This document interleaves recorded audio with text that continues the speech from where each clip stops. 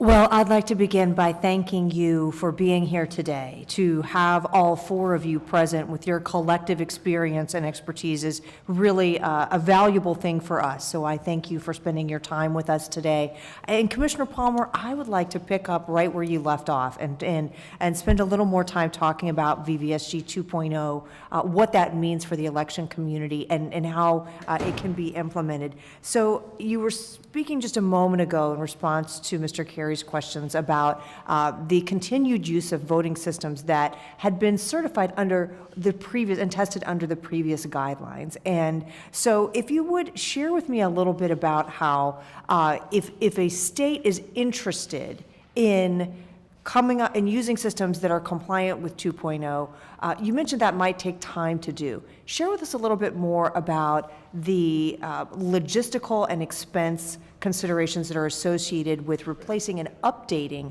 a state's certified voting systems. Okay, sure. I mean, at the state level, for example, if you want to move to a 2.0 system, the reality, though, is that the manufacturers have to design those systems to meet the new standards. And once they feel confident that they could undergo a campaign at the EAC for that testing, they're gonna make a submission. It's going to be tested, and it'll eventually be approved or disapproved at some point in the process. But that's only the first step. That only makes it available for that vendor to then take it to the states.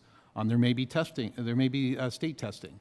But at some point, the goal is to make sure that these are fully tested machines that are available to be purchased by the localities and for use by the voters. But it takes some time because we've got to go through that testing process first to make sure we're confident. So at this point, have any of the voting systems manufacturers developed and submitted a voting system that's compliant or that they purport would be compliant with VVSG 2.0, or are those still being developed now?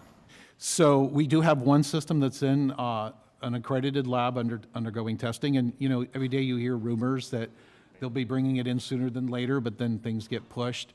So I can't really give you any definite details on the calendar or timeline, but you generally hear that in 25, 26, you will have some systems that will be tested and perhaps going out to market at some point.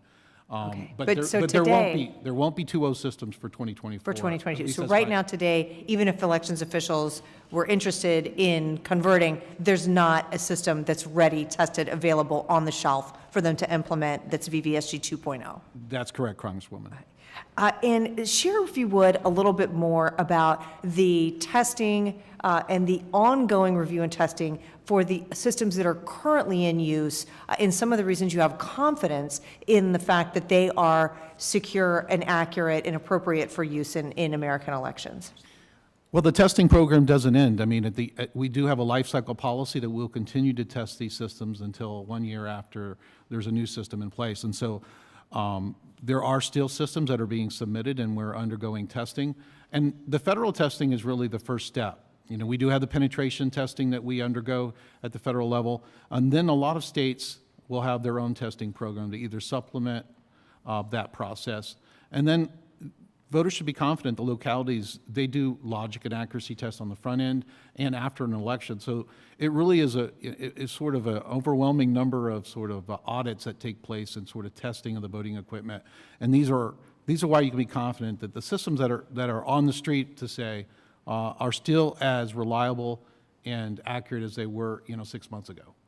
And you just touched on another thing that I think is so important, and that is opportunities for the public to be engaged and to observe, both in the development of new standards and also the testing of equipment and these pre- and post-election audits that occur. Would you share with us, and I know you have multiple forms of experience that are relevant to this question, both as an EAC commissioner and as a former state elections director, share with us, if you will, some of the opportunities for the public to be a participant and observer in the development of new technology standards and also the testing of this equipment. Well, the public had a large role in the development of these standards. When you go back to 2.0, that process of developing standards for 2.0 involved election officials, but it involved experts, it involved the public. It was out for public comment multiple times. When we would have hearings with our advisory boards made up of election officials and experts, the public was often available for public comment. And then when you go to any state, for example, we were in Louisiana, Commissioner Hicks and I, on their discussions on new voting systems, and they would bring in the EAC and other experts to talk about what the standards would mean, what were the new security standards, what are the new audit standards. And the public was there to make comment and to hear that testimony, including legislators and congressmen. All right. Thank you all. I've used my time. So thank you all again so much for being here. Mr. Chairman, I yield back.